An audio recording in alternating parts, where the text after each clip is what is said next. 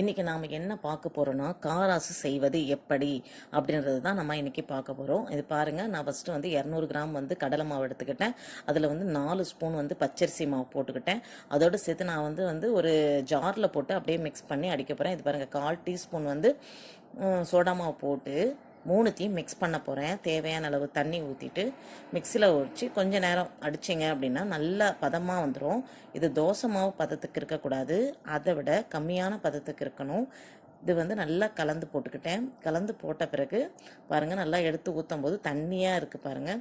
இந்த மாதிரி இருந்தால் மட்டும்தான் நமக்கு தனித்தனியான காராசு வந்து கிடைக்கும். ஸோ அதை நல்லா வந்து கலந்து விட்டுட்டு இப்போது நான் வந்து ஒரு ஜல்லடை, அதாவது அது ஊற்றுறதுக்கு ஜல்லிக்கரண்டி மாதிரி காராசு கரண்டி வாங்கியிருக்கேன் புதுசாக. இதில் ஊற்றி தான் செய்ய போகிறேன். இங்கே பாருங்கள், எண்ணெய் சூடாகிடுச்சான்னு பார்க்குறேன். ஆனால் இன்னும் எண்ணெய் வந்து சூடாகலை. அதுக்கப்புறம் இன்னும் கொஞ்சம் நேரம் கழித்து மறுபடியும் பார்க்குறேன். பார்த்தா கொஞ்சம் லைட்டாக சூடாக இருந்தது தெரிஞ்சிச்சு. அதுக்கப்புறம் அந்த ஜல்லிக்கரண்டியை வச்சு ஒரு 2 கரண்டி ஊற்றினா போதும். ஆனால் நான் என்ன பண்ணேன்னா, ஒரு புது கரண்டி வாங்கின ஜோரில் 4 கரண்டி ஊற்றி அதை செஞ்சிட்டேன். அதனால் என்னாச்சுன்னா, ஒன்றுத்துக்கு மேலே ஒன்று வந்து அந்த கடலை மாவு விழுந்து ஒன்றுத்துக்கு ஒன்று ஒட்டிக்க ஆரம்பிச்சிச்சு. ஏன்னா நம்ம சரியாக செய்கிறது மட்டும் இல்லைங்க, தப்பாக சேர்ந்தாலும் அதை திருத்திக்க நமக்கு தெரியணும். அதனால் தயவு செய்து 2 கரண்டி மட்டும் ஊற்றி பண்ணால் போதுமானது. பாருங்கள், நான் பாட்டுன்னு எடுத்து 4 கரண்டி ஊற்றி விட்டுட்டேன். ஊற்றி விட்ட பிறகு அது பாருங்கள், அங்கங்கே சின்னதாக கட்டிக்கிட்டு இருக்கு இல்லையா, இந்த மாதிரி கட்டிக்கிட்டு இருந்துச்சு. அதுக்கப்புறம் இப்போ இது தாளிச்சு கொட்டுறதுக்கு ரெடி பண்ணி வைக்கலாம்னு சொல்லிட்டு முந்திரி, கலக்காய் எடுத்து வச்சுருக்கேன். அப்புறம் மஞ்சத்தூள் வந்து ஒரு 2 ஸ்பூனு, உப்பு 1 ஸ்பூனு ப்ளஸ்ஸு மஞ்சத்தூள், அதுக்கப்புறம் பூண்டு இடித்து வச்சுருக்கேன், கருவேப்பிலை வச்சுருக்கேன். இப்போ பாருங்கள், கொஞ்சம் வெந்துடுச்சான்னு பார்க்கலாம். வெந்துட்ட பிறகு எல்லாத்தையும் கொஞ்சம் பார்த்து எடுக்க போகிறேன். எடுத்து ஃபுல்லாக எடுத்து இது கொட்டியாச்சு. கொட்டின பிறகு அதை எடுத்து பார்க்குறேன். இந்த பாருங்கள், அது சின்னதாக கட்டிக்கிட்டு இருக்கு பாருங்கள். அதை வந்து நம்ம கொஞ்சம் உடச்சி விட்டோம் அப்படின்னா நல்லா காஞ்சி இருந்துச்சுன்னா உடச்சோன்னா உடஞ்சி போனது அந்த மாதிரி பண்ணிவிடுங்க. ஆனால் அந்த தப்பை தயவுசெய்து பண்ணாதீங்க. இப்போ அதுக்கப்புறம் என்ன பண்ணேன்னா, அந்த கலக்காவையும் முந்திரியை வந்து நல்லா வறுத்து, எண்ணெய் போடக்கூடாது, அப்படியே தேவி அதை மட்டும் எடுத்து தனியாக வச்சுக்கணும். அதுக்கப்புறம் பூண்டு, கருவேப்பிலை 2த்தையும் வதக்கி அதையும் தனியாக எடுத்து வச்சுக்கணும்.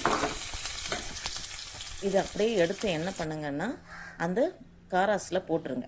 கருவேப்பிலை, பூண்டு, அதுக்கப்புறம் முந்திரி, வேர்க்கடலை, மஞ்சத்தூள், மிளகாய்த்தூள், உப்பு எல்லாத்தையும் தூவியாச்சு.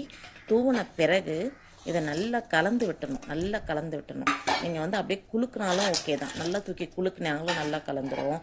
அப்படி இல்லைன்னா ஜல்லிக்கரண்டி இருந்துச்சுன்னா அதை போட்டு நல்லா கலக்குனீங்க அப்படின்னாலும் நல்லா கலந்துரும்.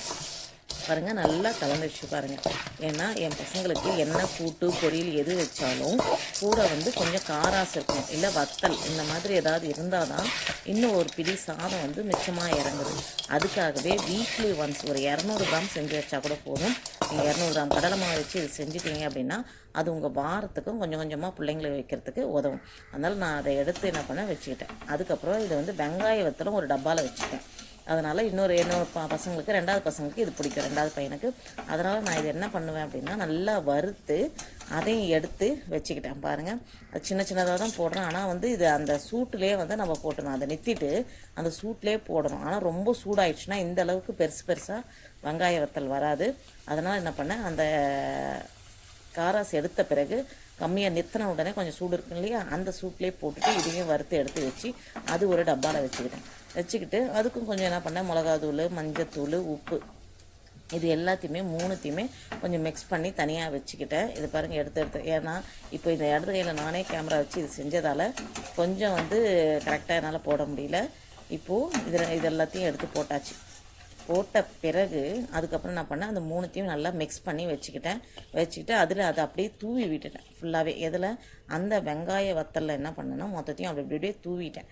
நல்லா தூவிட்டு அதை எடுத்து நல்லா குலுக்குன உடனே என்ன ஆச்சுன்னா எல்லா இடத்துலையும் போய் கலந்துட்ட பிறகு கொஞ்சம் ஆறின பிறகு போடுங்க. நல்லா குலுக்கினோடனே எல்லாம் ஒட்டிக்கின பிறகு நல்லா ஊறிடுச்சிங்க. அதை அப்படியே கொஞ்சம் நேரம் ஆற விட்டுட்டேன். காராசியும் கொஞ்சம் நேரம் ஆற விட்டுட்டேன், ப்ளஸ் வெங்காய வத்தலையும் கொஞ்சம் நேரம் ஆற விட்டுட்டேன். இப்படி ஆற விட்ட பிறகு தான் அதுக்கப்புறம் நம்ம ஒரு டப்பாவில் கொண்டு போய் ஸ்டோர் பண்ணணும். அதனால் ஆறிடுச்சு. இப்போ எடுத்துன்னு போய் என்ன பண்ணேன், எல்லாத்தையும் எடுத்து ஒரு டப்பாவில் ஸ்டோர் பண்ண போகிறேன். இங்கே பாருங்கள், கடலை மாவு வாங்கினேன். இது வந்து எந்த மாதிரி மாறிச்சின்னு பாருங்கள், காராசாக மாறி போச்சு.